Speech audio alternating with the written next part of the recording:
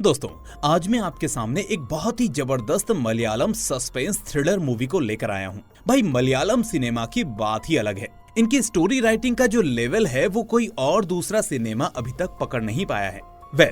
Movie का नाम आप स्क्रीन पर देख सकते हैं। तो चलिए शुरू करते हैं आज की ये शानदार एक्सप्लेनेशन। तो मूवी की शुरुआत में हम अशोकन नाम के आदमी को देखते हैं, जिसकी बेटी को देखने के लिए नारायण नाम का आदमी अपनी वाइफ के साथ वहां आया होता है। अशोकन की बेटी का नाम होता है स्नेहा लता। वहीं नारायण का भी एक ही बेटा होता है जिसका नाम है उज्ज्वलन।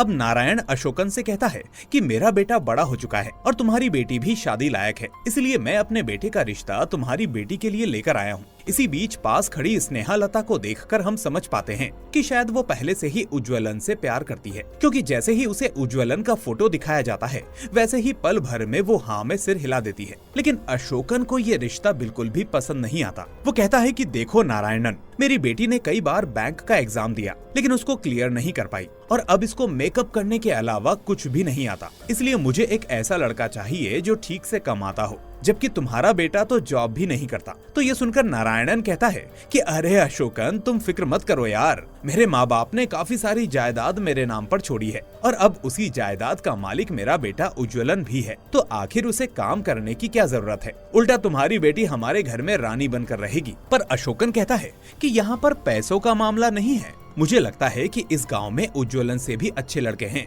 जो जमाने के हिसाब से चलते हैं, जबकि तुम्हारा बेटा तो रात होने के बाद अपनी माँ की गोद में जाकर सो जाता है। अब तुम ही बताओ कि ऐसा लड़का मेरी बेटी का ख्याल कैसे रखेगा। ये सुनकर अब उज्ज्वलन की माँ कहती है, अशोकन दादा, शादी के बाद वो सुधर जाएगा, वो हमारी अकेली संतान है, इसलिए वो हर वक्त हमारे साथ रहता है और वैसे भी मेरा बेटा एक डिटेक्टिव है। आपको तो पता ही है, वो घर में बैठकर टाइम पास नहीं करता बल्कि गांव के सारे केस वही सॉल्व कर रहा है और ऊपर से पुलिस वालों की भी मदद कर रहा है। अशोकन कहता है, हाँ मैं जानता हूँ तुम्हारा बेटा कौन सा बड़ा डिटेक्टिव है, वो बस गांव वालों की मुर्गियाँ और बकरियां ही ढूंढ सकता है। और रही बात इस गांव के पुलिस स्टेशन की, तो उसकी बात तो मत ही करो, वो सब पुलिस के नाम पर कलंक है। पता नहीं कैसे उनको पुलिस में नौकरी मिल गई, खासकर उनका वो एसआई सचिन, एक नंबर का डरपोक है। खैर, अब अगले ही सीन में हमें एसआई सचिन को दिखाया जाता है और यहाँ हमें पता चलता है कि आज कुछ मीडिया वाले इंटरव्यू लेने के लिए सचिन के पास आ रहे हैं, जिसकी तैयारी में पूरा पुलिस स्टेशन लगा होता है। इसी बीच वो अपने कांस्टेबल से कहता है कि इस इंटरव्यू के बारे में उज्ज्वलन को मत बताना, वरना वो सारा क्रेडिट ले जाएगा। इसके बाद सीन उज्ज्वलन पर आता है, जो किसी के घर पर जाकर कुछ इन्वेस्टिगेट कर रहा होता है। बात असल में ये होती है कि इन घर वालों की सोने की एक चेन मिसिंग हो गई है, जिसके लिए उन्होंने उज्ज्वलन को बुलाया, क्योंकि सभी जानते हैं कि पुलिस इसमें कुछ नहीं कर पाएगी। तो इस तरह अब उज्ज्वलन यहाँ आकर सारे घर की अच्छे से इंस्पेक्शन करता है और फिर घर वालों से कहता है कि आपकी सोने की चेन कहीं नहीं गई, वो घर में ही मौजूद है। और इस तरह से वो घर की बिल्ली को उठाकर एक कोने में जाता है और कहता है कि सोने की चेन को गलती से इसने यहाँ लाकर छुपा दिया था। अब देखते ही देखते घर वाले शॉक्ड होकर पूछते हैं कि आखिर तुमने ये कैसे पता किया। तो उज्ज्वलन कहता है कि जब मैं घर की जांच कर रहा था तो इस तरह मुझे बिल्ली के पैरों के निशान दिखे और साथ ही उसके बाल भी नजर आए, और फिर जब मैंने उन निशानों का पीछा किया तो मैं यहाँ तक आ गया। अब इस केस को सॉल्व करने के बाद उज्ज्वलन गांव की लाइब्रेरी में आता है, जो असल में किसी काम की नहीं होती, इसलिए उज्ज्वलन इसे अपने काम के लिए ऑफिस की तरह इस्तेमाल करता रहता है और इस लाइब्रेरी का नाम होता है द शेरलॉक लाइब्रेरी। अब उसी रात डिनर के वक्त उज्ज्वलन की माँ उससे कहती है कि बेटा, अब तुम बहुत बड़े हो चुके हो, इसलिए तुम्हारी शादी के लिए हम सोच रहे हैं। लेकिन उज्ज्वलन को अभी शादी नहीं करनी होती, इसलिए वो साफ मना करते हुए कहता है कि अभी मुझे यहाँ कई केसेस को सॉल्व करना है, शादी के लिए जब टाइम होगा तब देखेंगे, फिलहाल मेरा फोकस अपने केसेस पर है। इतने में माँ कहती है कि अच्छा तो एक काम करो, बाहर जाकर लाइट ऑफ कराओ। लेकिन यहाँ हमें पता चलता है कि उज्ज्वलन को अंधेरे से बहुत डर लगता है, इसलिए ये रात में कहीं नहीं जाता। खैर, अब दूसरे दिन जोमुन नाम का एक रिपोर्टर अपने कैमरामैन के साथ एसआई सचिन के पुलिस स्टेशन आता है और वहाँ सचिन का इंटरव्यू शुरू कर देता है। अब कैमरे के सामने सचिन इंटरव्यू देते हुए कहता है कि इस गांव के लोग बहुत ही अच्छे लोग हैं,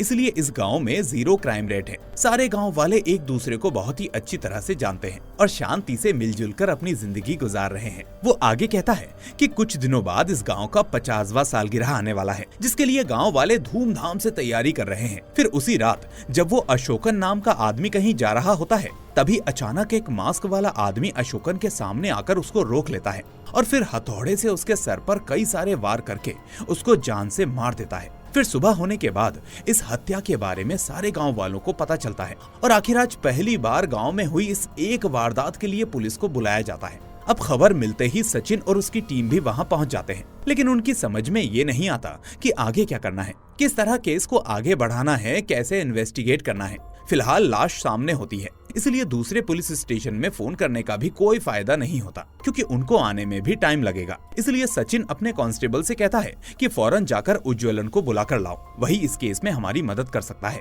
फिर हम देखते हैं कि थोड़ी देर बाद उज्ज्वलन वहां आ जाता है और उस डेड बॉडी को देखकर शॉक्ड हो जाता है। इसके बाद वो सचिन से कहता है कि पहले आप इस पब्लिक को थोड़ा सा हटाओ, और इतना कहकर वो खुद एक कोने में जाकर वोमिटिंग करने लगता है। इस तरह हमें पता चलता है कि उज्ज्वलन का मन अंदर से कमजोर है और ऊपर से आज तक उसने कभी भी कत्ल का सीन या केस नहीं देखा, इसलिए उसके लिए भी ये सब नया होता है। इसलिए अब वो सचिन से कहता है कि सचिन भाई, मेरा सर तो बहुत चकरा रहा है। लेकिन सचिन उससे कहता है कि उज्ज्वलन, अपने आप को संभालो, मेरे लिए भी ये पहला केस है। इसलिए अब वो अपने दिमाग को शांत करने के लिए म्यूजिक सुनने लगता है और फिर वापस क्राइम सीन पर जाकर अच्छे से इंस्पेक्शन करने लगता है। अब थोड़ी ही दूर पर उसको एक जली हुई बीड़ी और एक चप्पल नजर आती है, जिसे देखकर वो सचिन से कहता है कि ऐसी बीड़ी और ऐसी चप्पल हमारे गांव में सिर्फ एक ही बंदा यूज करता है, और वो है अंधी कुरुडन। इसका मतलब वही हत्यारा है। अब असल में ये गांव बहुत ही छोटा था, इसलिए यहाँ के हर एक आदमी को उज्ज्वलन बहुत ही अच्छी तरह से जानता था।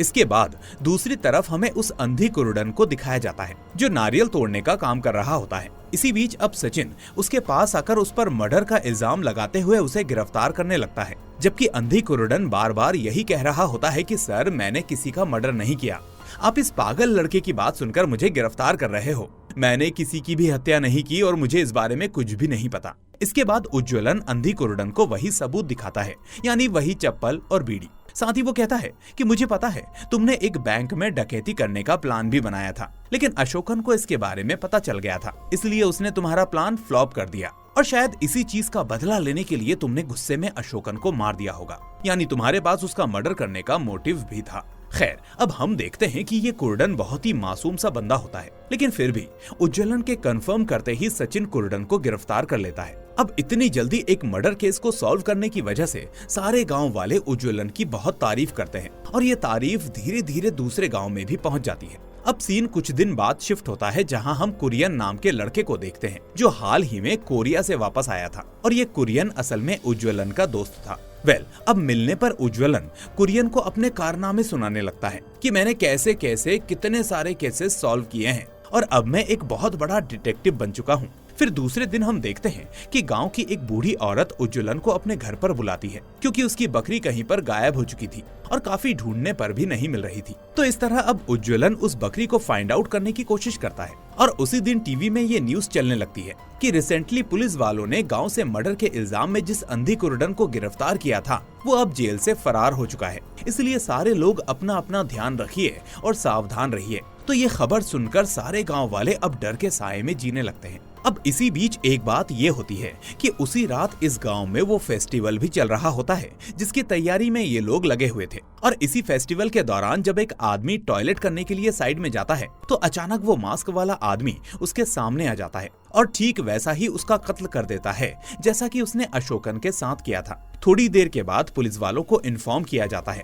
और साथ ही सचिन इतनी देर में उज्ज्वलन को भी वहां पर बुला लेता है। अब रात का वक्त होने की वजह से उसको आने में डर तो लगता है, लेकिन फिर भी वो अपने दिमाग को समझाकर और म्यूजिक सुनते हुए वहां पहुंच जाता है। खैर, अब यहाँ आकर वो अच्छे से इंस्पेक्शन करता है और इसी बीच पुलिस वालों को यही लगता है कि ये काम उसी अंधी कुरुडन का होगा जिसने अशोकन को मारा था, क्योंकि वो जेल से फरार हो चुका है। लेकिन इतने में अचानक उज्ज्वलन कहता है कि नहीं, ये काम कुरुडन का नहीं है, क्योंकि हत्यारे ने इस आदमी को बहुत ही टाइम लेकर एंजॉय करते हुए मारा है और इसके सर पर बहुत ही गहरे जख्म हैं, जिससे पता चल रहा है कि ये कोई आम किलर नहीं है बल्कि कोई सीरियल किलर है जो इस गांव का भी हो सकता है। अब एट द सेम टाइम दूसरी तरफ कुछ आदमी इसी मर्डर केस के बारे में डिस्कस करते हुए कहते हैं कि एसआई सचिन से कुछ नहीं हो पाएगा, इसलिए हमें अपनी गांव की सेफ्टी के लिए बड़े ऑफिसर से रिक्वेस्ट करनी होगी ताकि वो इस केस को किसी अच्छे से ऑफिसर को सौंप दे, क्योंकि उज्ज्वलन भी छोटे मोटे केसेस सॉल्व कर सकता है, लेकिन सीरियल किलर का मामला बहुत ही खतरनाक होता है,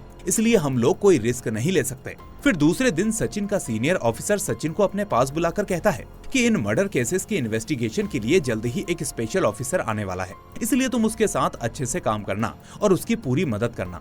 दूसरे दिन शंभू नाम का एक स्पेशल इन्वेस्टिगेशन ऑफिसर इस गांव में आता है और उसे देखकर सारे गांव वाले उसका अच्छे से वेलकम करते हैं और मन ही मन सोचने लगते हैं कि चलो अब इस गांव में एक भी हत्या नहीं होगी और हमारी सारी प्रॉब्लम सॉल्व हो जाएंगी। इसी बीच शंभू सभी गांव वालों से कहता है कि जब मैंने सुना कि इस गांव में पहली बार क्राइम हुआ है तो मैं भी शॉक हो गया कि आखिर इतने खूबसूरत गांव में क्राइम कैसे हो सकता है।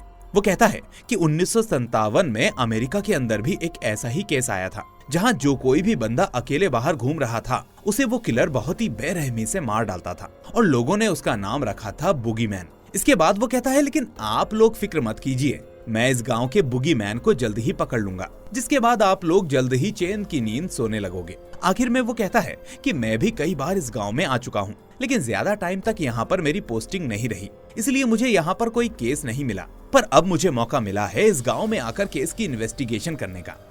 इसके बाद शंभू सचिन से कहता है कि वो दोनों हत्याएं रात में ही हुई थी, इसलिए अब पूरे गांव में ये ऐलान कर दो कि शाम को 6:30 बजे के बाद कोई भी अपने घर से बाहर नहीं निकलेगा और साथ ही उससे पहले सारे लोग अपनी अपनी दुकानें भी बंद कर लेंगे। उधर दूसरी तरफ जब उज्ज्वलन को ये बात पता चलती है कि इस केस को इन्वेस्टिगेट करने के लिए शंभू नाम का स्पेशल इन्वेस्टिगेशन ऑफिसर गाँव में आया है, तो ये थोड़ा डिसअपॉइंट हो जाता है कि इन गांव वालों के केस को मैंने सॉल्व किया और आज ये लोग मुझे ही धोखा देने लगे जो उसे यहाँ बुला लिया। इसके बाद जब उज्ज्वलन वापस अपने घर आता है तो उसे ये बात पता चलती है कि शंभू असल में उसी के पास वाले घर में ही रहने वाला है, जो असल में उज्ज्वलन का ही घर होता है और उसके पिता ने शंभू को किराए पर रहने के लिए दिया होता है।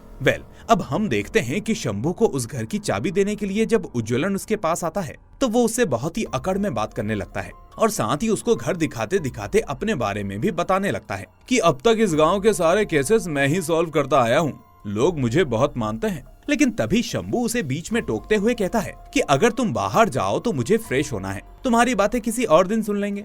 फिर दूसरे दिन हम देखते हैं कि वो पुलिस वाले और शंभू सारे गांव में कुछ पर्चे लगवाने लगते हैं कि शाम को 6:30 बजे के बाद कोई भी बाहर नहीं निकलेगा और साथ ही सारे लोग अपनी अपनी दुकानें बंद कर लेंगे। और इसी बीच अगर आप लोगों को किसी पर शक हो तो पुलिस स्टेशन आकर हमारी मदद कर सकते हैं। इसके बाद शंभू एक एक करके दोनों क्राइम स्पॉट पर जाकर अपने तरीके से इन्वेस्टिगेशन करने लगता है, जबकि दूर खड़ा उज्ज्वलन ये सारी चीजें ऑब्जर्व कर रहा होता है। इसी बीच वो सचिन से कहता है कि मर्डर तो 2 हफ्ते पहले हुआ था, अब क्या घंटा इसको सबूत मिलेंगे। तभी अपनी इन्वेस्टिगेशन में शंभू को पता चलता है कि पहले जब अशोकन का मर्डर हुआ था तो पुलिस वालों ने अंधी कुरुडन को गिरफ्तार कर लिया था, लेकिन ठीक से सेफ्टी कंसर्न ना रखने की वजह से वो जेल से भाग गया। उसके बाद देखते ही देखते शंभू इस गांव के छोटे मोटे केसेस को भी सॉल्व करने लगता है, जैसे कि उस औरत की बकरी को ढूंढना, कुछ खोई हुई चीजों को ढूंढना, जबकि उज्ज्वलन के पास एक भी केस नहीं आता। दूसरी तरफ अब उस किलर को अपना एक भी शिकार नहीं मिल रहा होता, क्योंकि रात होने के बाद कोई भी आदमी अपने घर से बाहर नहीं निकल रहा होता। फिर दूसरे दिन शंभू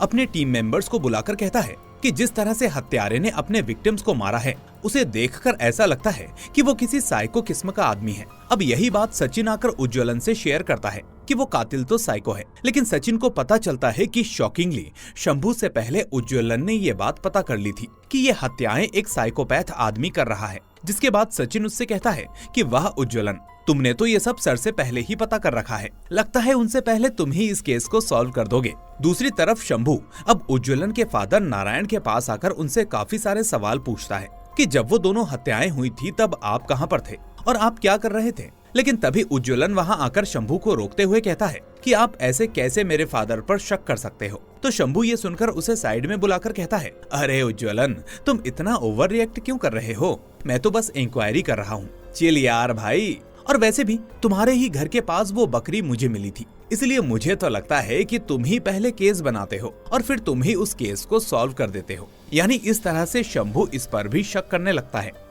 अब उसी रात वो हत्यारा एक और आदमी को बहुत ही बेरहमी से मारकर उस गांव के बीचों बीच लगे पेड़ पर लटका देता है। फिर सुबह होने के बाद गांव वालों को इस चीज का पता लगने पर सारे लोग वहां पर जमा हो जाते हैं और तभी उज्ज्वलन भी क्राइम स्पॉट पर आ जाता है और ये सब देखकर शॉक्ड हो जाता है। अब वहां मौजूद फॉरेंसिक वाला शंभू से कहता है कि सर, एक्चुअली ये हत्या यहाँ पर नहीं हुई, बल्कि हत्यारे ने इस आदमी को पहले किसी दूसरी जगह पर मारा है और फिर उसे इस पेड़ पर लाकर लटका दिया है ताकि सारे लोग इस चीज को देख सकें। वो फॉरेंसिक वाला ये भी कहता है कि सर, उस किलर ने स्पोर्ट शूज पहने होंगे और लाश को इतना ऊपर लटकाना इस बात का सबूत है कि वो आदमी बहुत ही फिट होगा। अब उस फॉरेंसिक वाले की सारी बातें उज्ज्वलन भी सुन रहा होता है, इसलिए अब अपने दिमाग को अच्छे से चलाने के बाद उसका शक सीधे शंभू पर जाता है, क्योंकि शंभू भी स्पोर्ट शूज पहनता है और साथ ही वो बहुत ही फिट है। ऊपर से पहले ही दिन शंभू ने कहा था कि वो काफी बार इस गांव में आ चुका था, इसलिए शायद शंभू का और इस गांव का कोई ना कोई लेना देना होगा।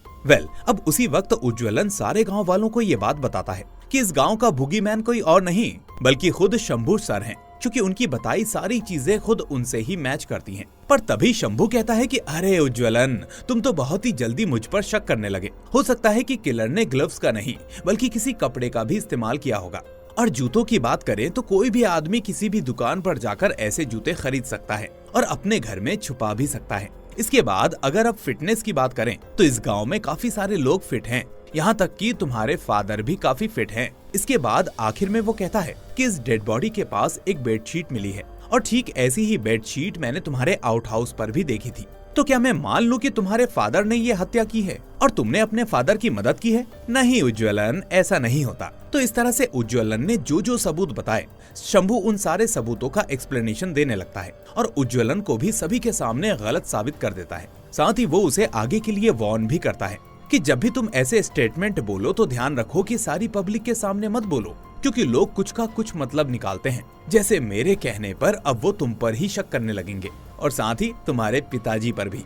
खैर, अब यही होता है कि ये सब सुनने के बाद गांव वाले भी उज्ज्वलन को थोड़ा नीचे नजरिए से देखने लगते हैं कि फालतू में शंभू सर पर शक करने लगा। तो इसके बाद उज्ज्वलन डिसाइड करता है कि शंभू से पहले वो इस केस को हर हालत में सॉल्व करके ही रहेगा और लोगों को प्रूव करके दिखाएगा कि इन सारी हत्याओं के पीछे शंभू ही है। इसके बाद सीन फ्लैशबैक में जाता है जब उज्ज्वलन एक बच्चा था। हमें पता चलता है कि उस वक्त उज्ज्वलन के साथ एक घटना हुई थी, जिसके बाद से अक्सर उसे वैसे ही विजन्स आते रहते हैं। दरअसल उज्ज्वलन की बुआ के बेटे का नाम होता है दासन और दासन हमेशा उज्ज्वलन के साथ ही खेलता है। दोनों साथ में ही खाना खाते हैं, खेलते हैं और सो जाते हैं। फिर एक रात डिनर के वक्त नारायणन उज्ज्वलन और दासन को कोकचन की कहानी सुनाने लगता है कि जो कोई भी बच्चा अच्छे से पढ़ाई नहीं करता या ढंग से खाना नहीं खाता और अपने पेरेंट्स की बात नहीं मानता, तो कोकचन नाम का एक आदमी ऐसे बच्चों को किडनैप करके अपने साथ ले जाता है और फिर उनको गुफा में कैद करके खा जाता है। उसके बाद उज्ज्वलन दासन से कहता है कि दासन, चलो हम उस कोकचन को ही पकड़ लेते हैं ताकि वो आगे से किसी बच्चे को किडनैप ना कर पाए। तो इस तरह से ये दोनों उसी रात कहीं पर जाने लगते हैं और यहाँ हमें पता चलता है कि बचपन से ही उज्ज्वलन को डिटेक्टिव बनने की चाहत थी और वो ऐसे ही कामों में लगा रहता था।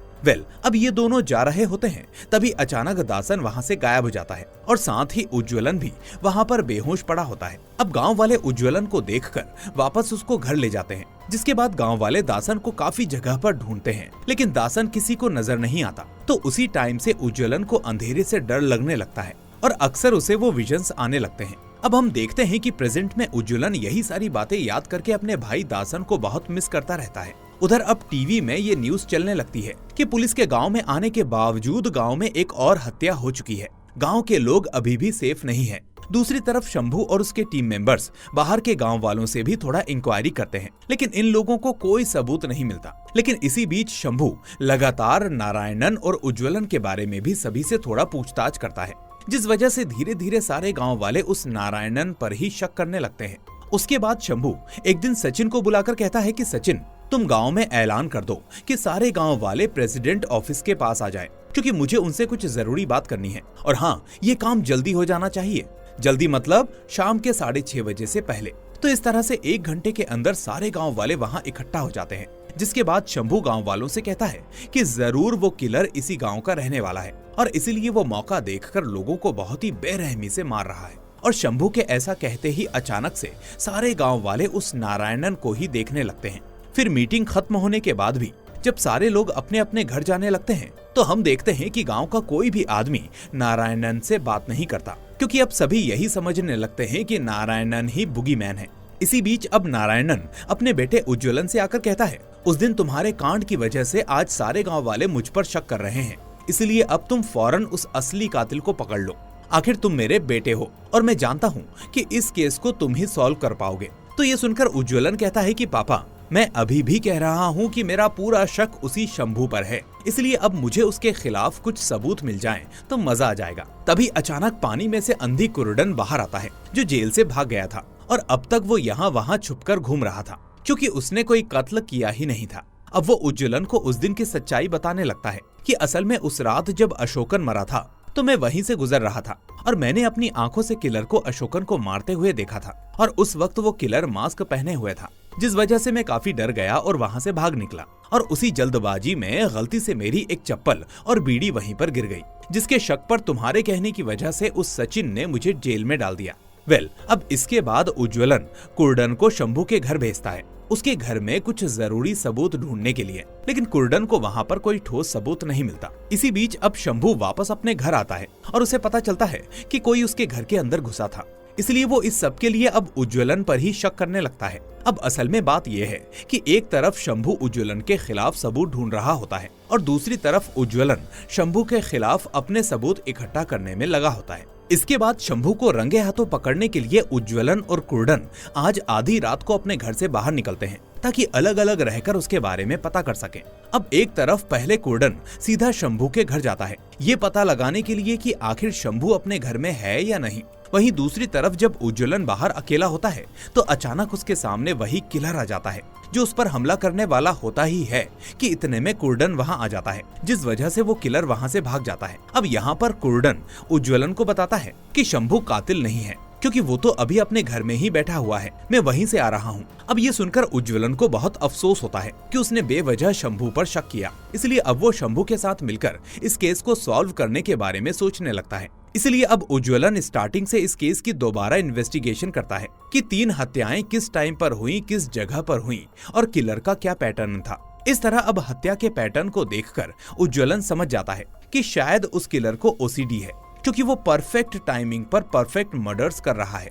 इसलिए अब वो सोचने लगता है कि ऐसे साइकोपैथ किलर्स का घमंड तोड़ दिया जाए तो वो जरूर कुछ न कुछ गलती कर बैठेगा। तो इस तरह से ये एक मास्टर प्लान बनाता है और उस प्लान को सचिन के जरिए शंभू तक पहुंचाता है। असल में प्लान ये था कि कुछ पुलिस वाले मफ्टी में पेट्रोलिंग करेंगे, यानी गांव वाले आम पब्लिक की तरह घूमेंगे ताकि उन्हें बड़ा सुराग मिल सके और असली कातिल का पता चल सके। अब प्लान अच्छा है ये समझकर शंभू ओके कह देता है, इसलिए अब उसी रात पुलिस वाले गांव की कुछ जगहों पर पेट्रोलिंग करना शुरू कर देते हैं। लेकिन फिर भी मौका पाकर एक रात वो हत्यारा एक पुलिस वाले को मार देता है, जिसे देखकर सभी के होश उड़ जाते हैं। अब थोड़ी देर के बाद जब शंभू क्राइम स्पॉट पर आता है तो फॉरेंसिक एक्सपर्ट उससे कहता है कि सर, बाकी मर्डर से ये मर्डर बहुत ही डिफरेंट है, क्योंकि ये मरने वाला पुलिस वाला था, इसलिए इनके बीच में शायद हाथापाई हुई होगी, जिस वजह से हमला क्लीन नहीं हुआ। जहां उसका हाथ पड़ा उसने वहीं पर कुल्हाड़ी मार दी। यहाँ एक और बात यह है कि जिस पुलिस वाले की हत्या हुई है वो असल में सचिन का बहुत ही करीबी होता है, इसलिए अब गुस्से में आकर सचिन उज्ज्वलन को बहुत ही उल्टा सीधा बोलता है कि तुम्हारे प्लान के चक्कर में मेरा एक आदमी मर गया, भाड़ में गया तुम्हारा प्लान। अब इस बात पर उज्ज्वलन भी बहुत कुछ नहीं कहता और चुप बना रहता है।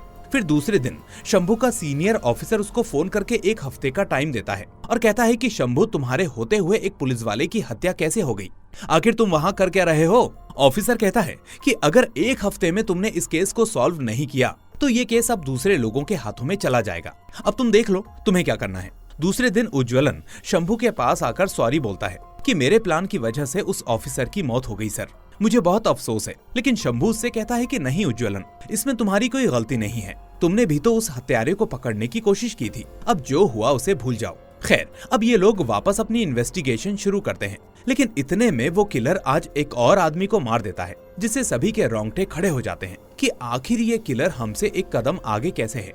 इसके बाद फॉरेंसिक एक्सपर्ट शंभू से कहता है कि पिछले मर्डर से ये मर्डर और भी परफेक्ट नहीं है, क्योंकि ना तो जगह ढंग की है और ना ही मारने का स्टाइल। ऐसा लगता है कि जैसे अब उस हत्यारे को मारने में इंटरेस्ट ही नहीं है, इसलिए मुझे लगता है कि सर ये उसका लास्ट शिकार होगा। अब इसी बीच हमें उस किलर को दिखाया जाता है, जिसे बार बार उसी फॉरेंसिक एक्सपर्ट की बातें याद आ रही होती हैं कि हत्यारे को लोगों को मारने में अब कोई इंटरेस्ट ही नहीं है और अब वो कोई मर्डर नहीं करेगा। तो इसीलिए अब ये किलर उसी रात वापस गांव में घूमने लगता है ताकि किसी को मारकर ये साबित कर सके कि उस फॉरेंसिक एक्सपर्ट का कहना एकदम गलत था। लेकिन तभी शॉकिंगली किसी जगह पर इस किलर को एक दूसरा मास्क वाला आदमी नजर आता है, जिसको मारने के लिए ये उसका पीछा करने लगता है। और वो दूसरा मास्क वाला आदमी जैसे तैसे अपनी जान बचाकर वहां से भागने लगता है। लेकिन थोड़ी दूर आने के बाद हम देखते हैं कि वो दूसरा आदमी एक जगह पर आकर रुक जाता है, और फिर जैसे ही वो दूसरा बंदा अपना मास्क हटाता है तो वो कोई और नहीं बल्कि कल जिस बंदे की मौत हुई थी वही आदमी निकलता है, जिसे देखकर असली हत्यारा शॉक्ड रह जाता है। और फिर हमें पता चलता है कि ये सब असल में उज्ज्वलन का ही प्लान था। असल में उज्ज्वलन ने शंभू, सचिन और गांव वालों की मदद से एक प्लान बनाया था कि ये लोग एक फेक मर्डर सीन बनाएंगे, जिसके बाद उस मर्डर सीन को देखने के लिए वो किलर वहां पर जरूर आएगा, और फिर हम लोग ऐसी बातें करेंगे जिसकी वजह से उस किलर का ईगो हर्ट होगा। यानी वही सब कि ये हत्याएं परफेक्ट हत्या नहीं है और हत्यारे को हत्या करने में इंटरेस्ट चला गया है।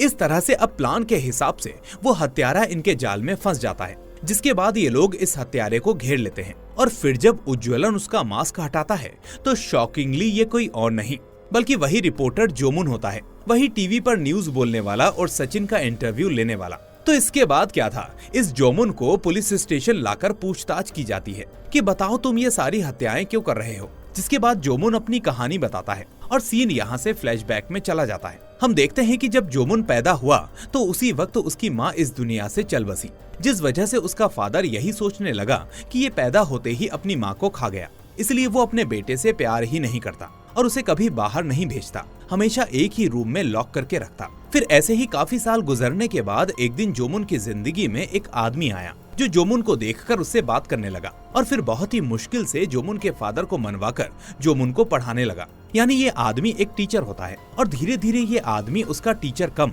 और पापा ज्यादा हो जाता है और उसकी बहुत केयर करने लगता है। उसी से जोमुन ने दुनियादारी सीखी, पढ़ना लिखना सीखा, और फिर देखते ही देखते काफी साल गुजर गए।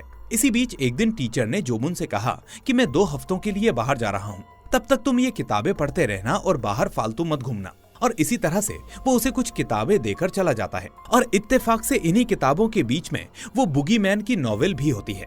अब जोमुन इस नॉवेल को पढ़ते पढ़ते बहुत खुश होता है और उसके बारे में काफी चीजें जानने लगता है, और यही बातें उसके मन में घर कर जाती हैं। और फिर उसका बचपन का डिप्रेशन धीरे धीरे एग्रेशन में बदलने लगता है। इसके बाद जब वो टीचर वापस जोमुन के पास आता है तो जोमुन कहता है कि टीचर, मैंने वो सारी किताबें पढ़ ली और उसमें वो बुगीमैन वाली किताब भी थी, जिसे फॉलो करते हुए मैंने एक काम कर लिया। और इस तरह से वो उसे वहाँ एक मरे हुए पिग को दिखाने लगता है। यानी जिस तरह से बुगीमैन अपने विक्टिम्स को मारता था, ठीक वैसे ही जोमुन ने इस पिग को मार दिया था। अब ये पिग असल में उसके फादर के फार्म का ही होता है, इसीलिए ये पता चलते ही उसका फादर वहाँ आता है और सीधे आकर जोमुन को बुरी तरह से मारने पीटने लगता है। साथ ही वो टीचर को भी गालियां देने लगता है। इसके बाद जोमुन का फादर काफी दिनों तक उसको एक ही कमरे में बंद रखता है, लेकिन एक रात अचानक अपने आप इसके घर का दरवाजा ओपन हो जाता है और बाहर जाकर देखने से पता चलता है कि इसके फादर को किसी ने मार दिया है और उसकी लाश के बगल में एक मास्क वाला आदमी बैठा हुआ है। फिर वो मास्क वाला कहता है कि जोमुन, तुम बिल्कुल मेरे जैसे हो। और फिर वो देखता है कि ये कोई और नहीं बल्कि उसका वही टीचर होता है। इसके बाद जोमुन अपने मरे हुए फादर के सर पर बार बार वार करके अपना सारा गुस्सा निकाल देता है और उसी दिन से ये एक साइकोपैथ बन जाता है। लेकिन धीरे धीरे वो बड़ा होने के बाद काम करने लगता है, लोगों से मिलने लगता है, जिससे उसके अंदर का गुस्सा कम होने लगता है।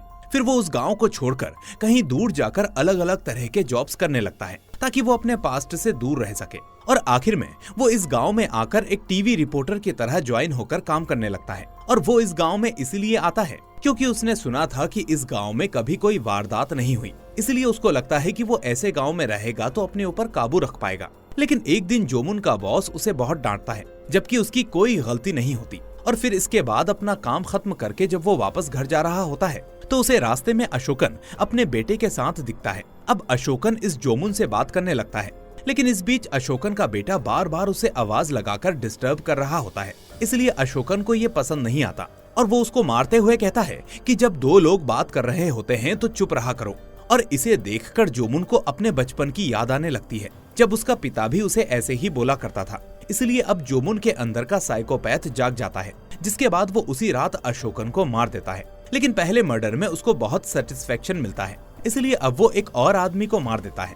अब कहानी यहाँ से प्रेजेंट डे पर आती है, जहां उज्ज्वलन शंभू से कहता है कि सर, ये अकेला हत्यारा नहीं है, इसके साथ एक और आदमी शामिल है। तो शंभू और बाकी लोग ये सुनकर शॉक्ड हो जाते हैं और पूछते हैं कि आखिर ये तुम कैसे कह सकते हो। तो उज्ज्वलन बताता है कि सर, जोमुन असल में राइट हैंडेड है, लेकिन उस दिन जो आदमी मुझे मारने के लिए आया था वो लेफ्ट हैंडेड था। और उसी वक्त कुछ गांव वालों से इन लोगों को पता चलता है कि गांव की एक जगह पर किसी ने कुछ लिखा हुआ है। तो इस तरह से वहां जाकर पढ़ने पर वहां लिखा होता है कि जोमुन को 10 बजे तक रिलीज कर दो, नहीं तो आगे हत्याएं कंटिन्यू होंगी। इसलिए अब उज्ज्वलन उसके पार्टनर को पकड़ने का एक और प्लान बनाता है। वो कहता है कि सारे गांव वालों से कह दो कि सभी अपने अपने घर में खुद को लॉक कर लें, क्योंकि जब जोमुन का पार्टनर किसी न किसी को मारने आएगा तो उसके लिए हम ऑलरेडी एक घर को ओपन रखेंगे। इस तरह से उज्ज्वलन एक घर को सिलेक्ट करके उस घर में एक ओल्ड कपल और एक बच्चे को भेज देता है। और फिर जब प्लान के हिसाब से जोमुन का पार्टनर उस घर के पास पहुंच जाता है और उन लोगों को मारने वाला होता है, तभी शंभू वहां पर आकर इस आदमी को पकड़ लेता है। और इसी हाथापाई के बीच शंभू उस आदमी का भी मास्क हटाता है, तो वो भी शॉकिंगली जोमुन ही होता है। यानी असल में जोमुन का एक जुड़वा भाई होता है। और जोमुन ने जो कहानी बताई वो उसने अपने पर्सपेक्टिव से बताई थी कि वो अपने माँ बाप का एक ही बेटा था, जबकि असल में इसका एक जुड़वा भाई भी होता है। यानी वो टीचर जोमुन और उसके भाई दोनों को पढ़ा रहा था और उसने दोनों को साइको की तरह बना दिया। अब केस सॉल्व होने के बाद शंभू उज्ज्वलन को थैंक यू बोलता है और ये देखकर अब गांव वाले उज्ज्वलन की बहुत रिस्पेक्ट करने लगते हैं। और इसी के साथ ये मूवी यहीं पर एंड हो जाती है। दोस्तों, तो अगर आपको ये मूवी अच्छी लगी हो तो इस मूवी को लाइक करके इसे अपने दोस्तों के साथ शेयर जरूर करें। साथ ही इस चैनल को सब्सक्राइब करके नोटिफिकेशन बेल को भी दबा दें ताकि कोई भी मूवी आपसे मिस ना हो। चलिए, तो अब मैं मिलूंगा आपसे अगली ऐसी ही शानदार मूवी के साथ। Till then, take care and thanks for watching.